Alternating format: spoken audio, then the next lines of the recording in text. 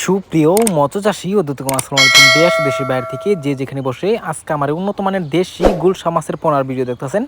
তো আপনাদেরকে অসংখ্য অসংখ্য ধন্যবাদ। তো চাষি ভাইরা, মূল ভিডিও শুরু করার আগে ছোট্ট একটা রিকোয়েস্ট, ভিডিওটা কেটে কেটে দেখবেন না, সম্পূর্ণ ভিডিও দেখবেন। তো আজকের বিস্তারিত হচ্ছে উন্নত মানের দেশি গুলশা মাছের সম্পর্কে। অনেকে দেশি গুলশা মাছ চাষ করতে পারতেছেন না, তো কিভাবে করবেন আজকে বিস্তারিত বলবো।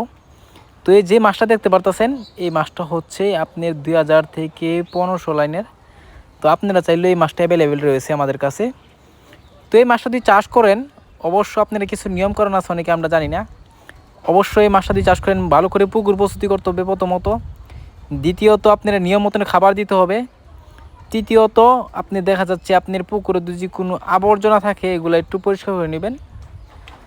তো আমরা অনেক সম্বন্ধে অনেক কিছুই জানি না। তো চাষি ভাইরা, আপনারা অবশ্য নিয়ম কারণ যদি আপনারা যদি না জানেন, তো অবশ্য আমাদের ভিডিও স্ক্রিনে দেন নাম্বারে যোগাযোগ করে সকাল পরের তথ্য পরামর্শ জানতে পারবেন। তো চাষি ভাইরা, এই যে মাছটা দেখতে পারতেছেন, এই মাছটা একটা মাছের কোনো ক্ষয়ক্ষতি হয় না, যত্ন সহকারে সারা বাংলাদেশে হোম ডেলিভারি করে থাকি।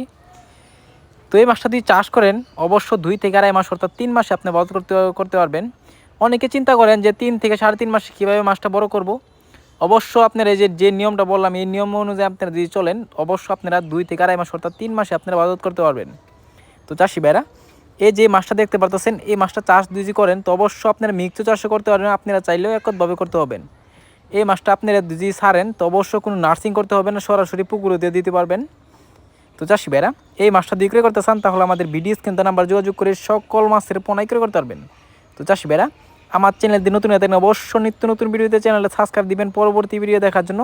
আর যারা দিয়ে আসেন ওদেরকে অসংখ্য ধন্যবাদ। ভিডিওটা যদি ভালো লাগে একটা লাইক কমেন্ট করবেন, চাষি ভাইদের কাছে বেশি বেশি করে শেয়ার করবেন। আজকের বেশি কিছু বললাম না, এই পর্যন্তই। খুদা হাফেজ।